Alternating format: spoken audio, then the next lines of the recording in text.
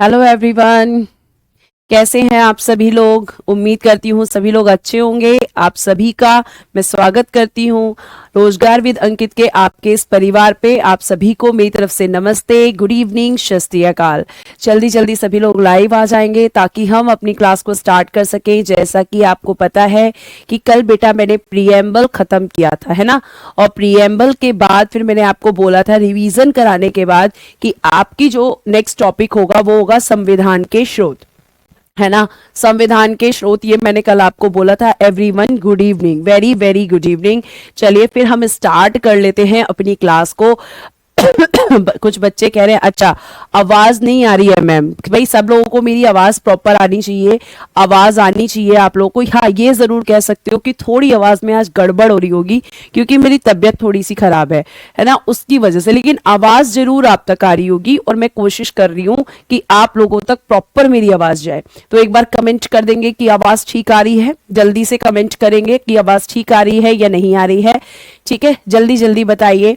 धन्यवाद। बहुत बच्चे कह रहे हैं मैम आप बहुत अच्छी हैं, क्योंकि बेटा जी आप भी बहुत अच्छे हैं और जो लोग अच्छे होते हैं उनको सब अच्छे लगते हैं, है ना। आप लोग अच्छे हैं इसलिए हम लोग भी अच्छे हैं। चलिए फिर हम स्टार्ट करते हैं अपनी क्लास का टॉपिक। हमारा जो क्लास का टॉपिक है वो संविधान के स्रोत, ये आपको हेडिंग देना है, संविधान के स्रोत, जो आपके थंबनेल पर लगा हुआ है। अब इस संविधान के स्रोत में मैंने कल भी थोड़ा सा इंट्रोडक्शन आपको दिया था, कल भी आपको इंट्रोडक्शन दिया था कि एक मिनट रुकेंगे भैया, ये स्टार्टिंग से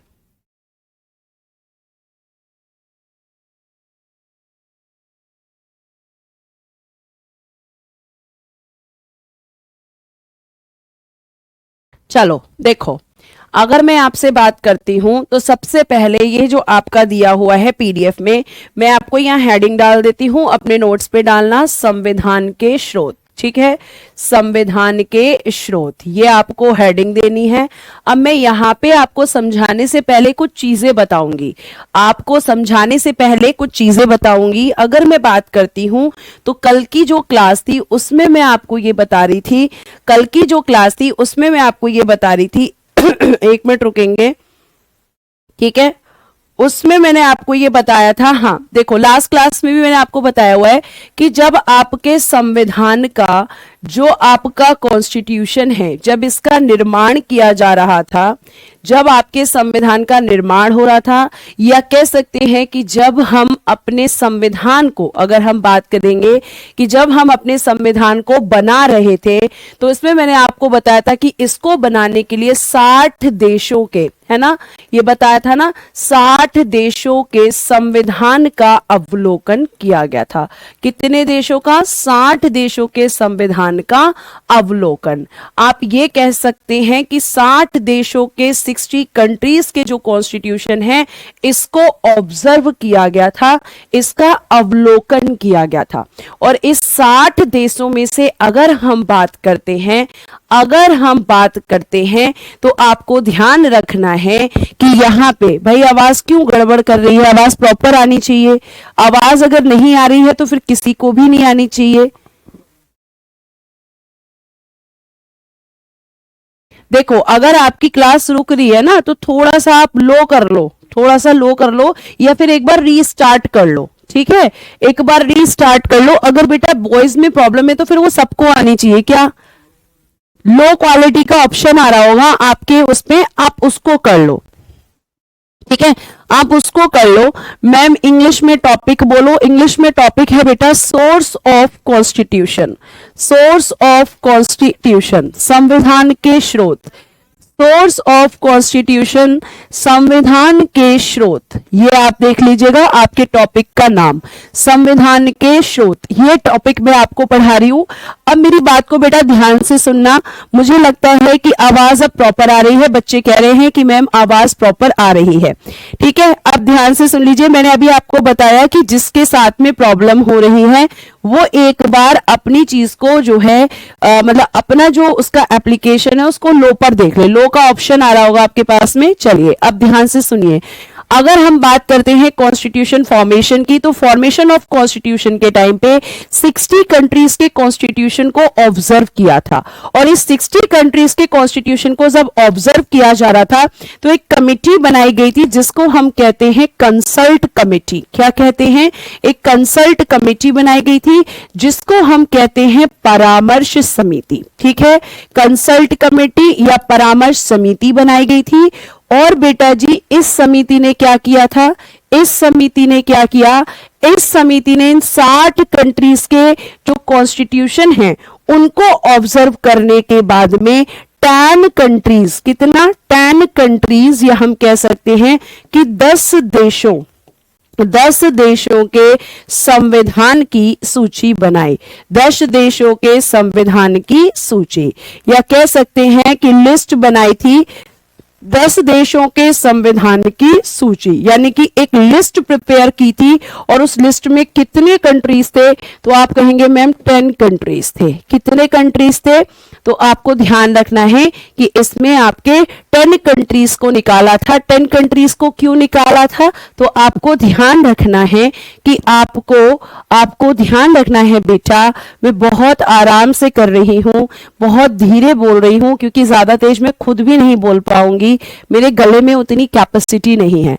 तो अगर आप सिर्फ कमेंट पे ध्यान देंगे तो फिर आप पढ़ नहीं पाएंगे बच्चा, इसलिए ध्यान से मेरी बातों को सुनिए। ये जो परामर्श समिति है, इस परामर्श समिति ने क्या किया कि जो 60 देशों का संविधान था उसका हमने ऑब्जर्व किया। ऑब्जर्व करने के बाद में इस कंसल्ट कमेटी ने उसमें से 10 कंट्रीज के कॉन्स्टिट्यूशन की एक लिस्ट बनाई। ठीक है, और फिर क्या किया? ये जो लिस्ट प्रिपेयर की गई थी, ये जो लिस्ट प्रिपेयर की थी बेटा जी, या कह सकते हैं कि जो सूची तैयार की गई थी, जो सूची तैयार की गई थी, इसमें से कितने देशों की थी? तो 10 देशों की। ये ध्यान रखना। तो आपका, मेरा कहने का ये मतलब है कि आपका जो संविधान बना हुआ है, आपका जो संविधान बना हुआ है, ठीक है, आपके देश का जो संविधान बना हुआ है उसमें कितने कंट्रीज से चीजों को एडॉप्ट किया है? तो मैम 10 कंट्रीज से एडॉप्ट किया है। और एक क्वेश्चन और पूछा जाता है आपका, एक क्वेश्चन और पूछा जाता है, ठीक है, एक क्वेश्चन और पूछा जाता है कि ठीक है, कंट्रीज तो हो गए 10, हमारे पास 10 देशों से हमने अपने संविधान में कोई ना कोई चीज ली है। तो कितने देशों से ली है आपने?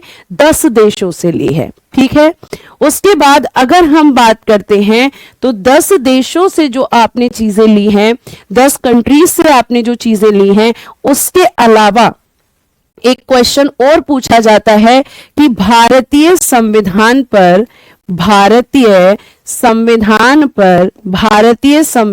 पर सबसे अधिक प्रभाव किसका पड़ा? सबसे अधिक प्रभाव किसका पड़ा? या तो क्वेश्चन ये हो सकता है, ठीक है, या तो क्वेश्चन ये हो सकता है, या फिर इसी क्वेश्चन को दूसरी लैंग्वेज में पूछा जा सकता है कि बिगेस्ट सोर्स ऑफ इंडियन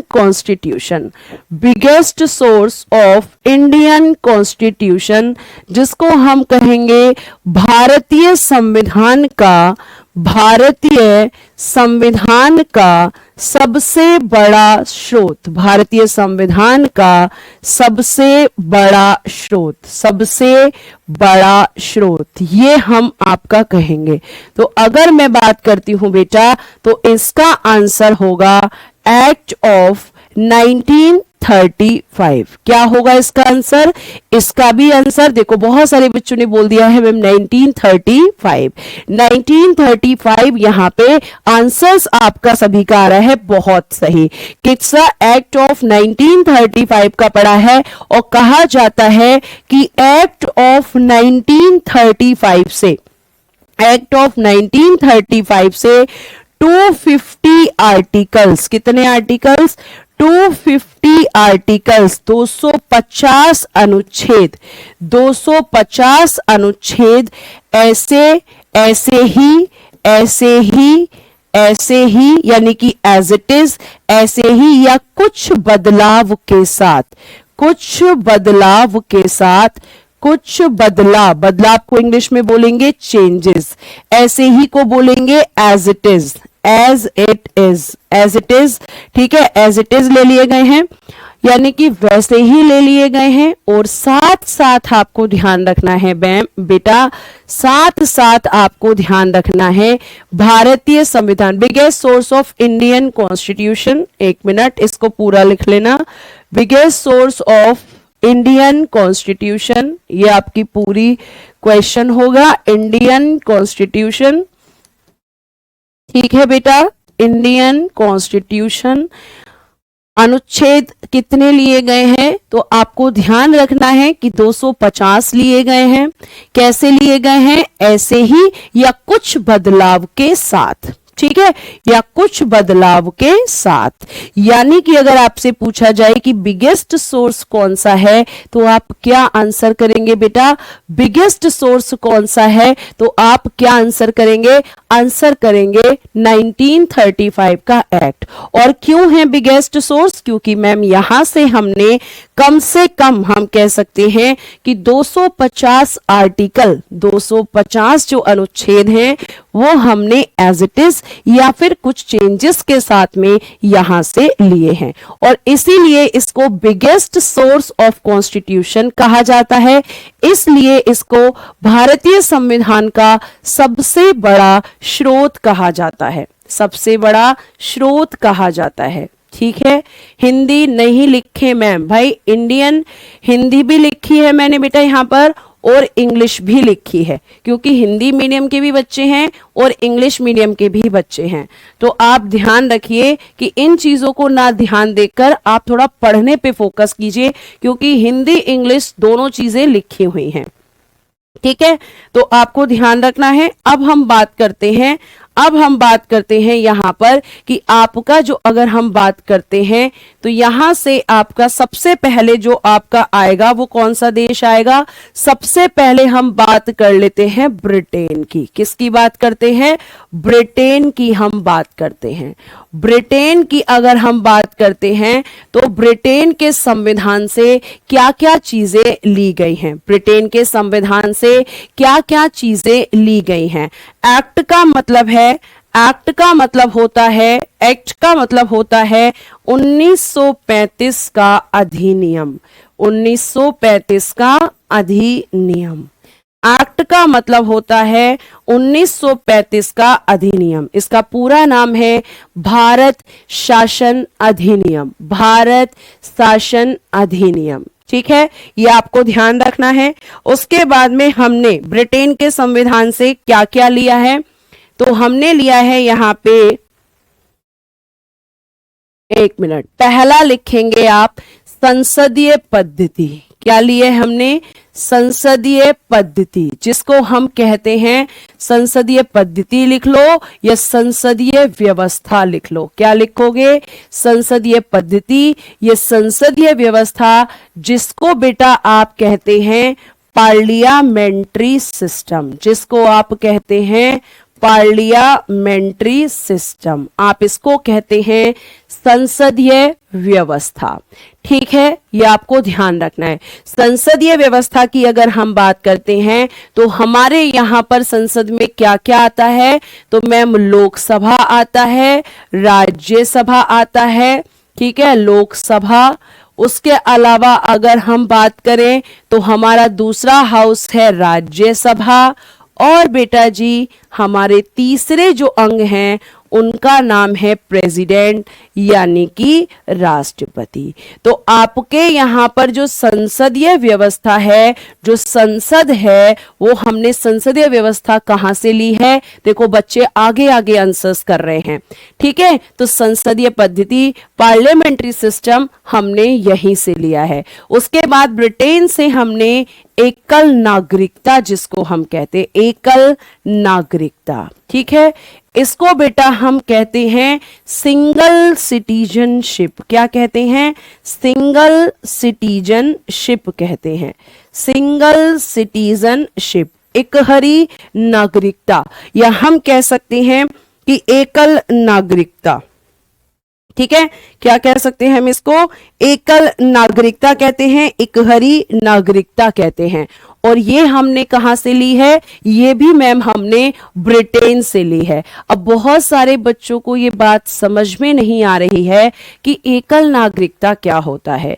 एकल नागरिकता, एकहरी नागरिकता, सिंगल सिटीजनशिप क्या होता है। तो आपको ध्यान रखना है कि जो सिंगल सिटीजनशिप है, अगर मैं इसकी बात करती हूं तो ये आपका एग्जाम्पल एक तो ब्रिटेन है और बेटा आपका दूसरा एग्जाम्पल भारत है। इसका मतलब होता है कि मान के चलो कि ये तुम्हारा भारत है, ठीक है, ये तुम्हारा भारत है और बेटा इस भारत में 28 राज्य हैं। कितने राज्य हैं? 28 स्टेट्स हैं और इनके साथ साथ आपके भारत देश में 8 यूनियन टेरिटरीज, 8 केंद्र शासित प्रदेश हैं। केंद्र शासित प्रदेश, 8 केंद्र शासित प्रदेश और 28 राज्यों से मिलकर आपका भारत बना हुआ है। तो आपको ध्यान रखना है कि 28 राज्य और 8 केंद्र शासित प्रदेशों की अगर मैं बात करूं तो इन सब के लिए केवल एक नागरिकता है। ऐसा नहीं है कि आपके यहां पर राज्य की अलग नागरिकता है और भारत की अलग है।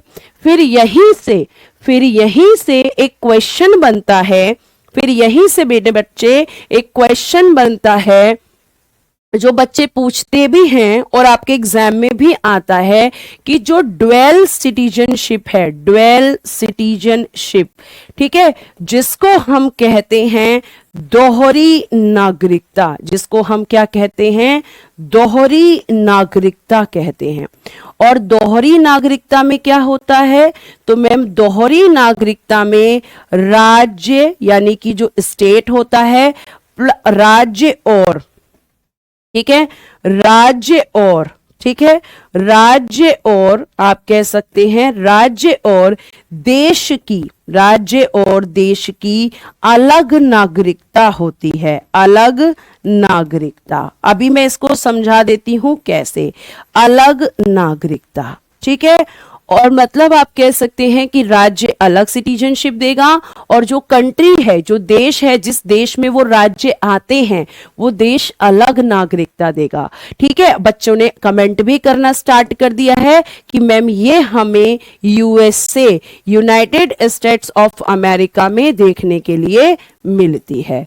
तो ड्वेल सिटीजनशिप क्या होगी? जिसमें राज्य और देश की अलग नागरिकता होती है। और इसका एग्जाम्पल क्या है बेटा? इसका एग्जाम्पल है यूएसए, इसका एग्जाम्पल है अमेरिका। ठीक है, ये आपका ब्रिटेन से, मैं एक एक पॉइंट आपका क्लियर करूंगी, ध्यान से सुनना। उसके बाद अगर हम बात करते हैं तो आपका और क्या लिया गया है?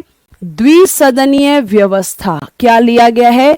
द्विसदनीय व्यवस्था। बेटा हमने ब्रिटेन से ही ली है द्विसदनीय व्यवस्था, जिसको इंग्लिश में कहते हैं बाइकैमरल सिस्टम। बाइकैमरल सिस्टम, द्विसदनीय व्यवस्था।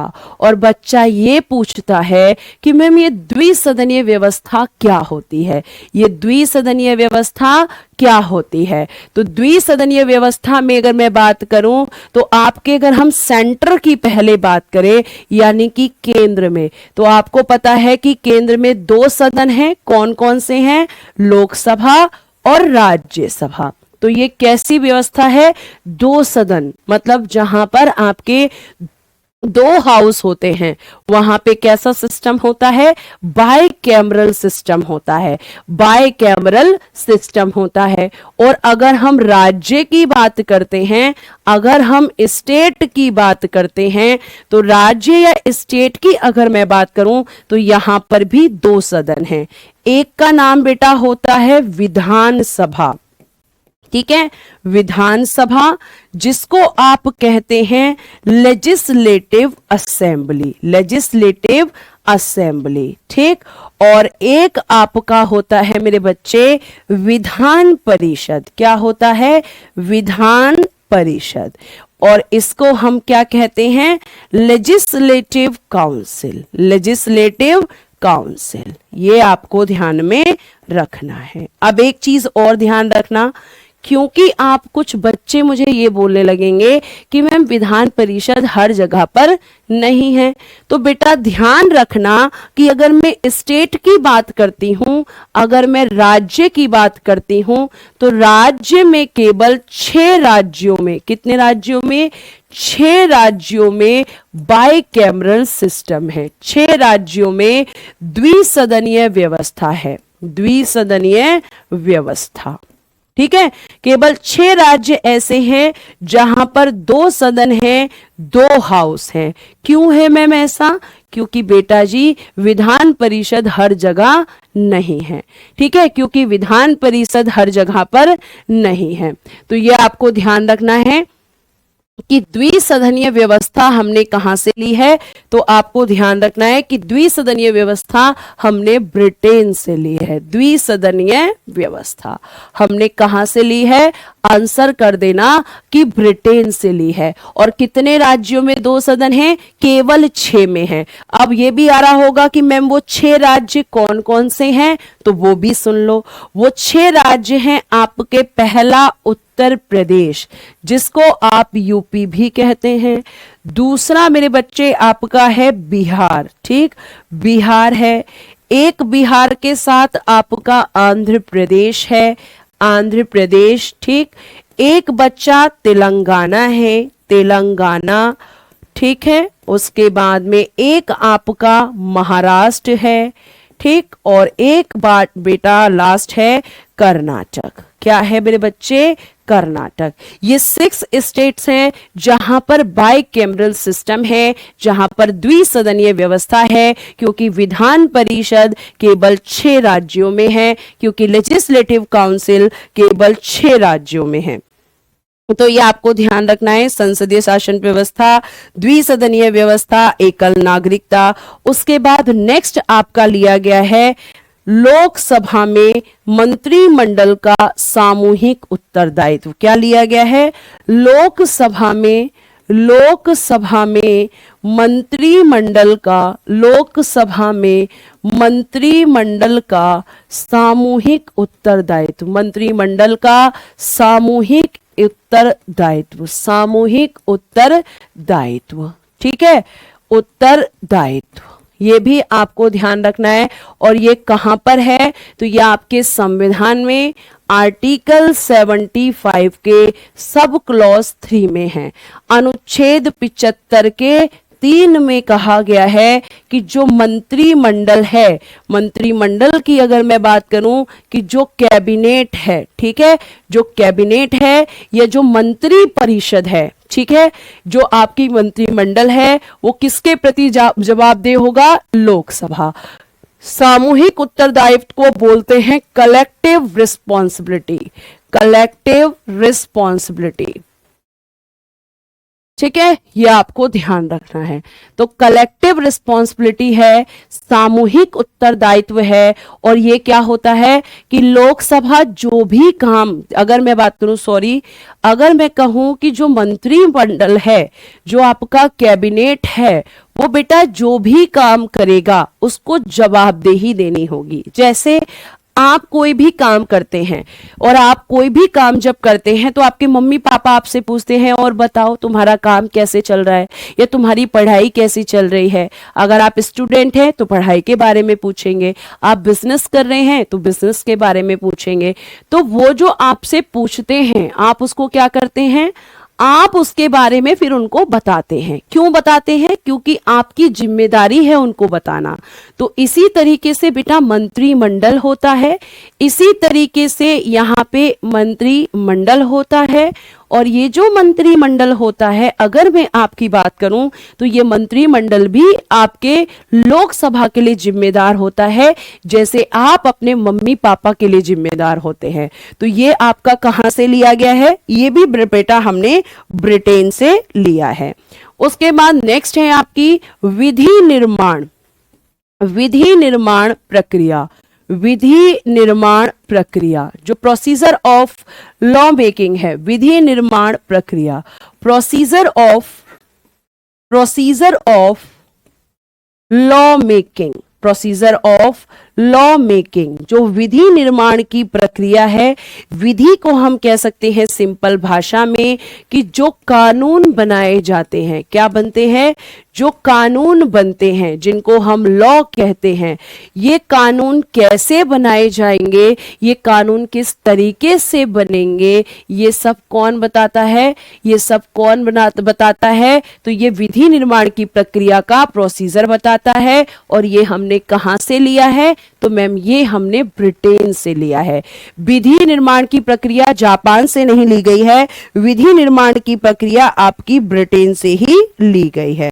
ठीक है, उसके बाद में नेक्स्ट सुनिएगा, हाँ नोट्स बिल्कुल मिलेगा। उसके बाद में अगर मैं बात करती हूं तो आपके जो राष्ट्रपति हैं, राष्ट्रपति, ठीक है, राष्ट्रपति जो होते हैं ये आपके राष्ट्रपति कार्यपालिका के, या कह सकते हैं कार्यपालिका के औपचारिक प्रधान कैसे होते हैं, फॉर्मल हेड होते हैं, औपचारिक प्रधान होते हैं, या कह सकते हैं कि फॉर्मल हेड ऑफ एग्जीक्यूटिव। क्या लिखेंगे आप, formal head of executive, formal head of executive. ठीक है, यानी कि ये कह सकते हो कि जो राष्ट्रपति होते हैं वो केवल नाम के प्रधान होते हैं। कैसे प्रधान होते हैं बेटा, केवल नाम के प्रधान होते हैं, ये वास्तव में प्रधान नहीं होते हैं। ठीक है, ये आपको ध्यान रखना है कि आपके ये वास्तविक प्रधान नहीं होते हैं, ये आपके औपचारिक प्रधान होते हैं। और ये बात हमने कहां से ली है, ये बात हमने ब्रिटेन से ली है। और ये भी ध्यान रखना बेटा कि इसमें आपके जो वास्तविक प्रधान होते हैं, वास्तविक प्रधान, ये चीज अलग से मैं बता रही हूं, वास्तविक प्रधान जिसको हम कहेंगे रियल हेड।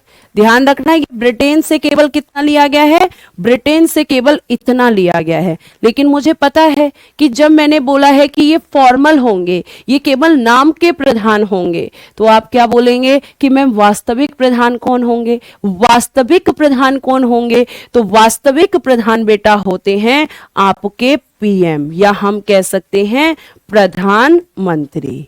तो ये दोनों क्वेश्चन आपके एग्जाम में आते हैं कि आपकी जो कार्यपालिका होती है, और बेटा कार्यपालिका कहां की, कार्यपालिका कहां की, तो ध्यान रखना संघीय कार्यपालिका।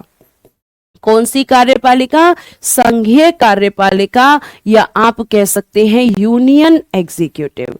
अगर आपसे पूछा जाए कि यूनियन एग्जीक्यूटिव के फॉर्मल हेड कौन होते हैं, यूनियन एग्जीक्यूटिव के फॉर्मल हेड कौन होते हैं, तो आंसर कर देना बच्चा कि प्रधानमंत्री होते हैं। कौन होते हैं, प्रधानमंत्री होते हैं। औपचारिक क्या होता है, औपचारिक का यहाँ पे मतलब है केवल नाम का प्रधान, यानी कि जो राष्ट्रपति होते हैं बेटा, यानी कि जो राष्ट्रपति होते हैं, ध्यान से सुनो, जो राष्ट्रपति जी होते हैं वो, अगर मैं आपसे बात करूं तो राष्ट्रपति जी की अगर हम बात करते हैं, ध्यान से सुन लीजिए भाई, अभी मुझे बोलने का मौका दीजिए शर्मा जी, आपकी भी बात सुनूंगी।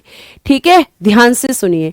अगर मैं आपसे बोलूं कि राष्ट्रपति को क्यों हम फॉर्मल हेड कहते हैं, तो राष्ट्रपति के पास शक्ति तो होती है, उनको पावर्स तो दी जाती हैं, लेकिन फिर कह दिया जाता है कि इन शक्तियों का प्रयोग आप मंत्री परिषद की सहायता से करेंगे। किसकी सहायता से करेंगे, मंत्री परिषद की सहायता से करेंगे। और ये जो मंत्री परिषद होगी इसके प्रधान कौन होंगे, तो इसके प्रधान जो होंगे वो आपके पीएम होंगे। कौन होंगे, पीएम होंगे। बेटा औपचारिक का ही मतलब बता रही हूं निशा, सुनने पे ध्यान नहीं दोगे तो फिर समझ कैसे आएगा। औपचारिक मतलब केवल नाम के लिए, केवल और केवल नाम का प्रधान, लेकिन वास्तविकता कुछ और होती है।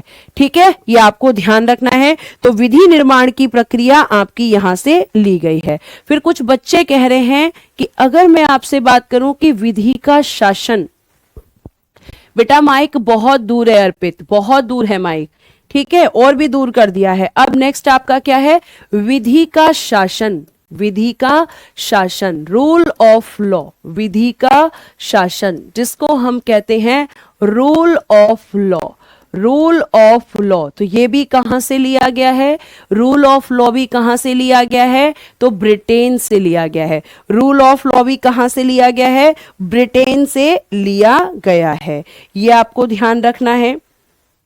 उसके बाद एक आपका है विधायिका में अध्यक्ष की भूमिका। विधायिका में अध्यक्ष की भूमिका, विधायिका में अध्यक्ष की भूमिका, अध्यक्ष की भूमिका, यानी कि यहां पे जो बात हो रही है विधायिका, बेटा अगर मैं बात करती हूं तो ध्यान से सुनो।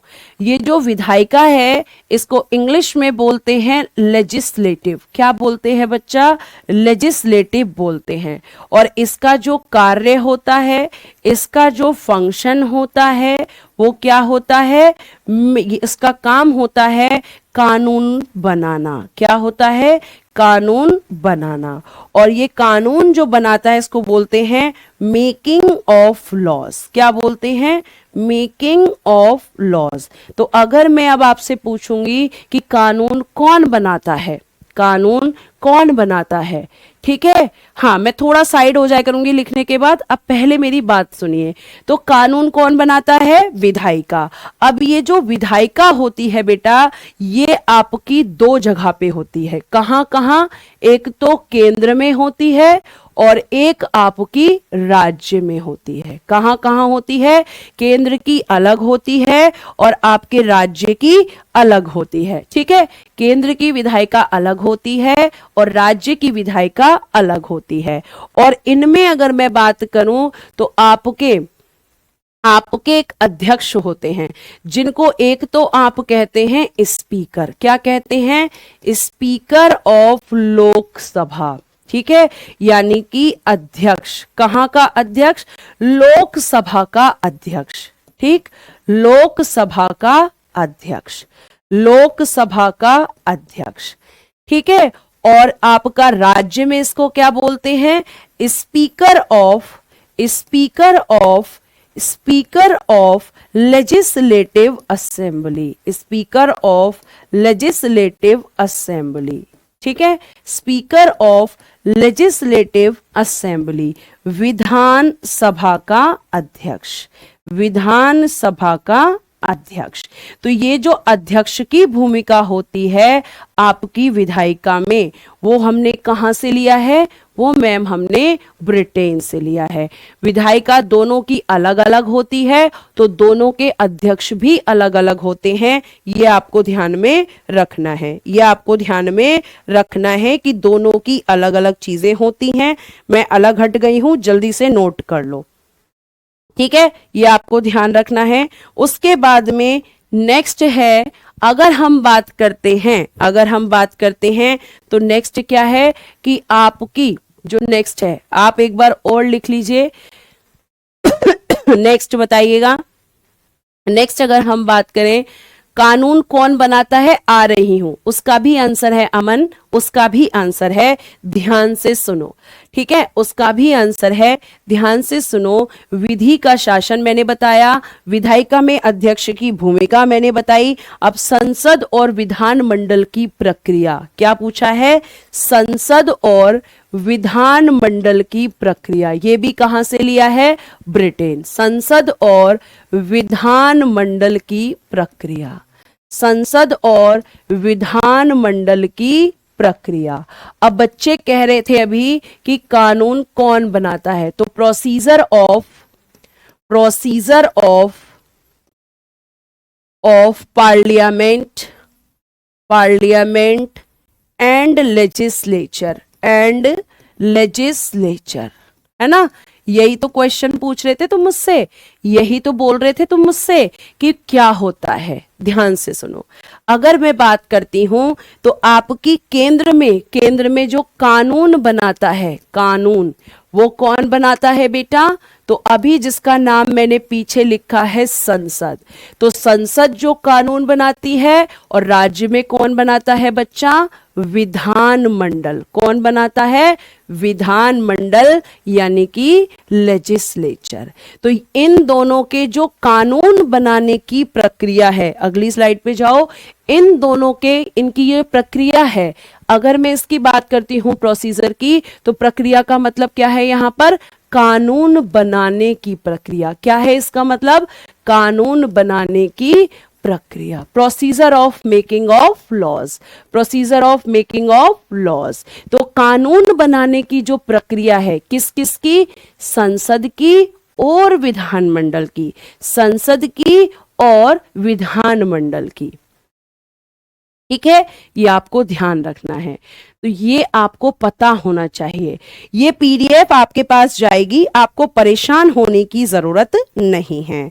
ठीक है, उसके बाद अगर हम बात करते हैं, तो आपको ध्यान रखना है कि आपका ये ब्रिटेन से लिया गया है। ये सब मैंने बताया, एकल नागरिकता, विधि का शासन, संसदों। अब एक और ध्यान सुनिएगा, एक और होता है विधायिका के सदस्यों का। ठीक है, विधायिका के सदस्यों का विशेषाधिकार, विधायिका के सदस्यों के विशेषाधिकार। अब बेटा आपको ध्यान रखना है कि जहां पर विधायिका लिखा होगा, ठीक है, विशेषाधिकार का मतलब है कि इनको कुछ ऐसे स्पेशल राइट्स होते हैं, ऐसे आपके यहां पर विशेषाधिकार होते हैं जो कि आपके संसद सदस्यों को दिए जाते हैं। मनीष मुझे पहले लिखने दीजिए, फिर दोबारा। अब आप पीडीएफ इतना डिस्टर्ब करते हैं आप लोग क्लास को कि क्लास में फोकस नहीं रहता, सिर्फ और सिर्फ कमेंट पे फोकस रहता है। तो जो बच्चे सिर्फ कमेंट पे फोकस रखेंगे उनको कभी समझ में नहीं आएगा। ठीक है, कभी समझ नहीं आएगा बेटा जी, क्योंकि समझने के लिए फोकस करना पड़ता है। ठीक है, अब ध्यान से सुनना।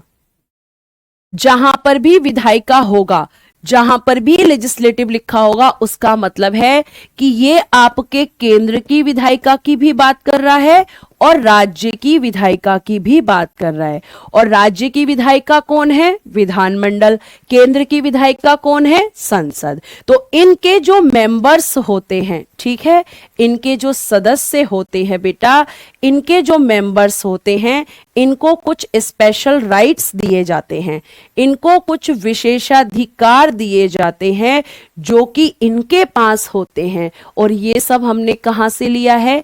ये सब हमने कहां से लिया है? ये सब हमने ब्रिटेन से लिया है। ये सब हमने कहां से लिया है? ब्रिटेन से लिया है। ये आपको ध्यान रखना है, ये आपको ध्यान रखना है। उसके बाद में सर्वाधिक मत के आधार पर चुनाव जीत का निर्णय, या हम इसको बोल सकते हैं अग्रता ही विजेता। क्या बोल सकते हैं? अग्रता ही विजेता। ये आपने सुना होगा।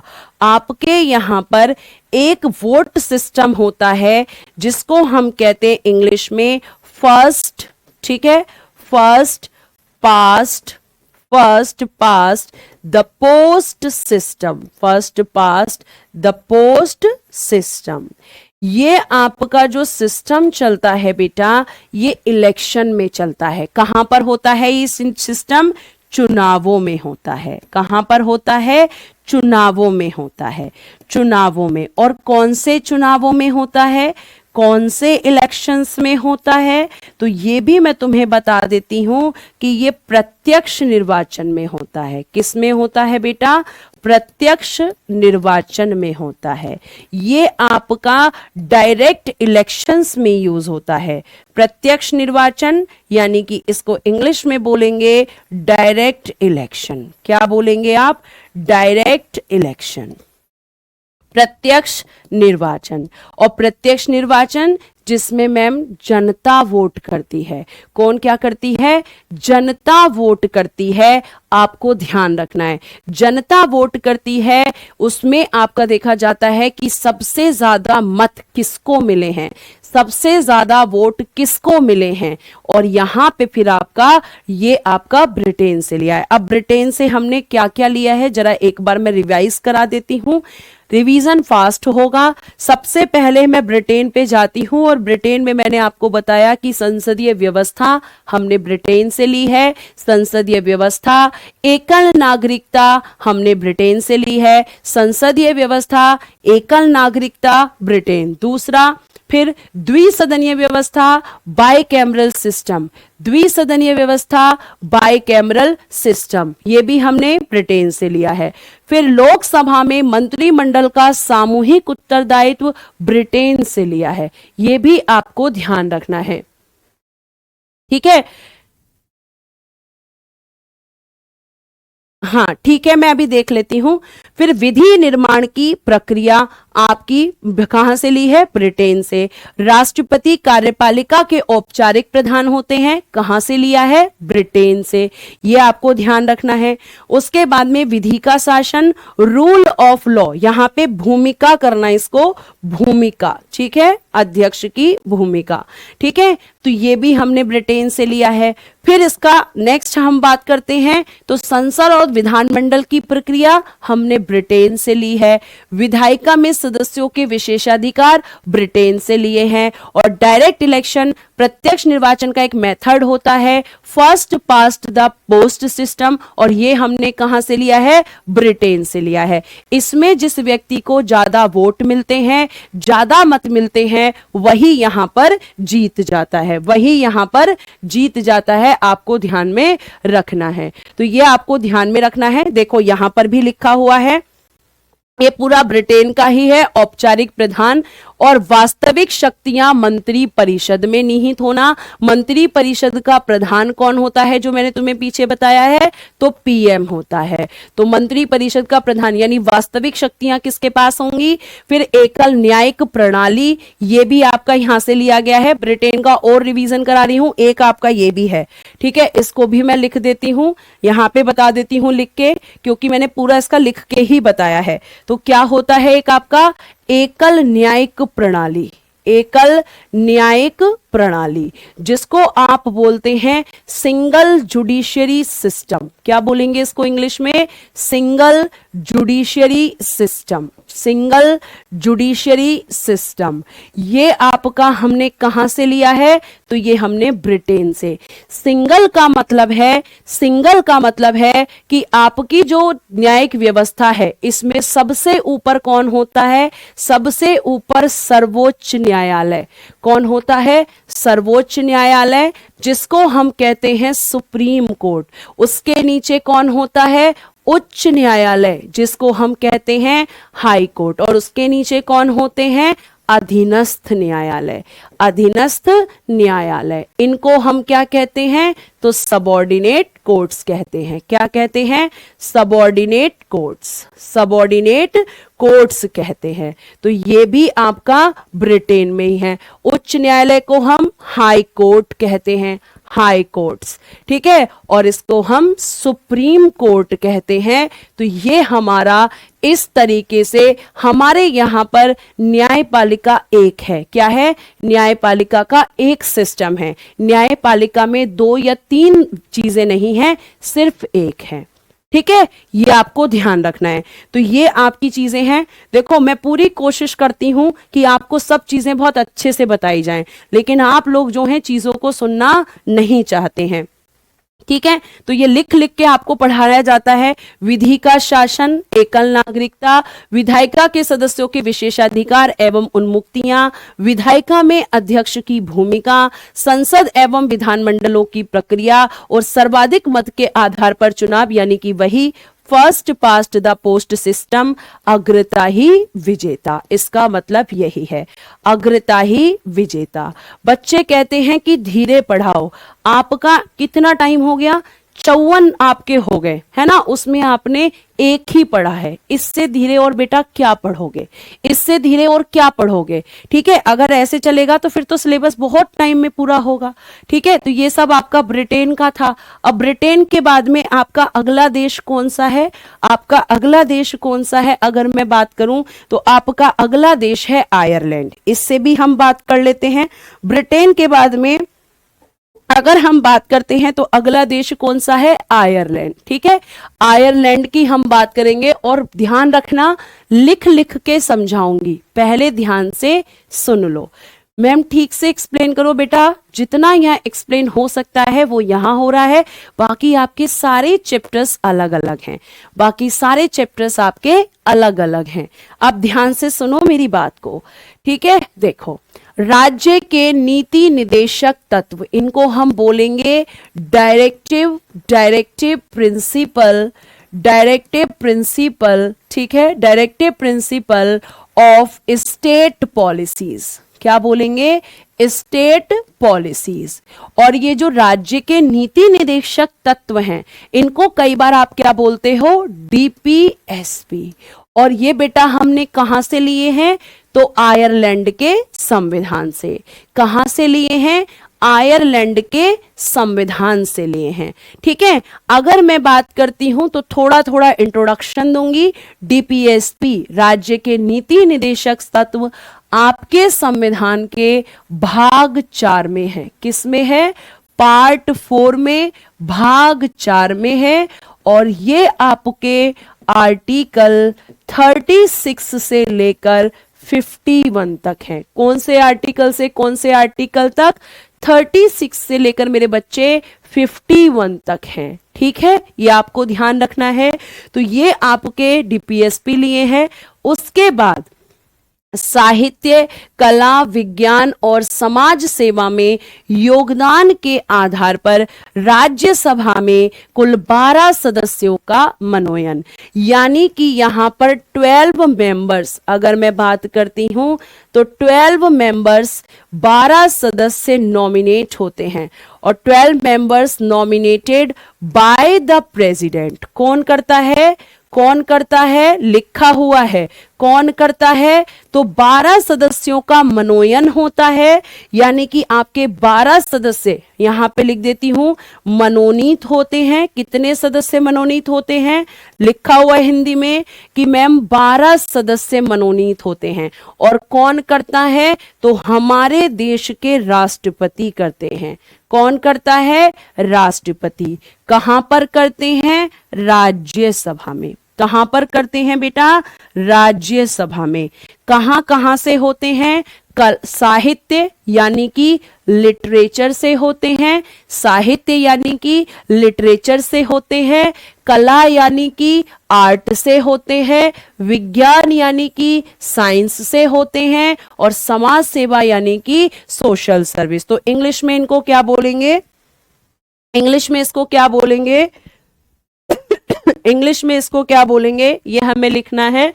तो इंग्लिश में, एक मिनट, वो पीडीएफ, वो वाला नोट कहाँ गया, चलो, इंग्लिश में इसको बोलेंगे आर्ट, ठीक है, कला, लिटरेचर यानी कि आपका साहित्य, कला, साहित्य, विज्ञान, ठीक है, और मेरे बच्चे सोशल सर्विस, सोशल सर्विस। यहां से आपके 12 मेंबर्स आते हैं। कहां आते हैं, राज्यसभा में। कहां आते हैं, राज्यसभा में आते हैं, ध्यान रखना। फिर आपका है राष्ट्रपति का निर्वाचक मंडल और पद्धति। क्या है, राष्ट्रपति का निर्वाचक मंडल, और अगर हम बात करते हैं तो उसकी पद्धति। ठीक है, यह आपको ध्यान रखना है, राष्ट्रपति का निर्वाचक मंडल और पद्धति। अब ध्यान से सुनना, अगर हम बात करेंगे आगे की तरफ, ठीक है, तो ये आपको ध्यान रखना है कि ये आपका, ये जो, एक मिनट रुकना, अगर मैं इसमें बात करती हूं यहां पे, तो मैं थोड़ा सा इसको ये कर देती हूं, इसको बंद कर देती हूं इसमें, ठीक है, ताकि तुम्हें हेडिंग,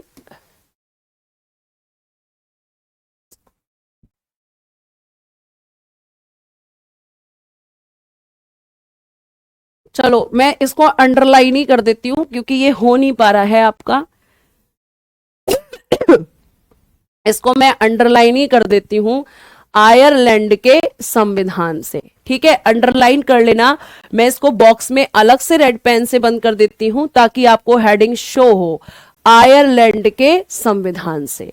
उसके बाद में बेटा जी ये हुआ। अब मुझे आपको ये समझाना था कि राष्ट्रपति का निर्वाचक मंडल और पद्धति क्या होता है ना। तो ध्यान से सुनना।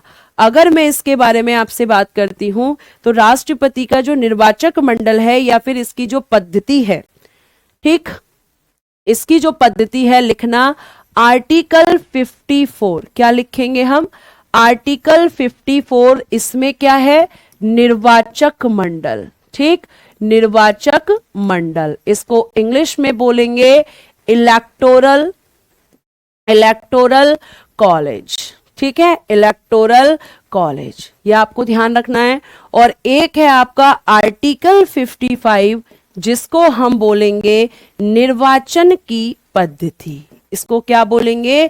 निर्वाचन की पद्धति, यानी कि मेथड। ध्यान से सुनना बेटा, अभी जितनी चीज समझाने की है उतना मैं आपको समझा रही हूं, बाकी हम डिटेल में पॉलिटी में पूरा पढ़ेंगे।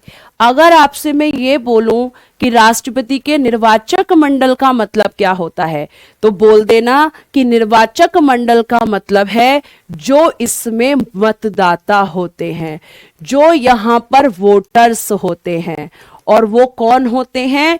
तो बोल देना निर्वाचित, यानी कि निर्वाचित जो एमपी और एमएलएज होते हैं, एमपीज और एमएलएज, जिनको हम चुनते हैं। फिर से मैं बोलूंगी, जिनको बेटा हम चुनते हैं, जिनको हम चुनते हैं, उनको जो चुनता है वो कौन होता है? एमपी और एमएलए।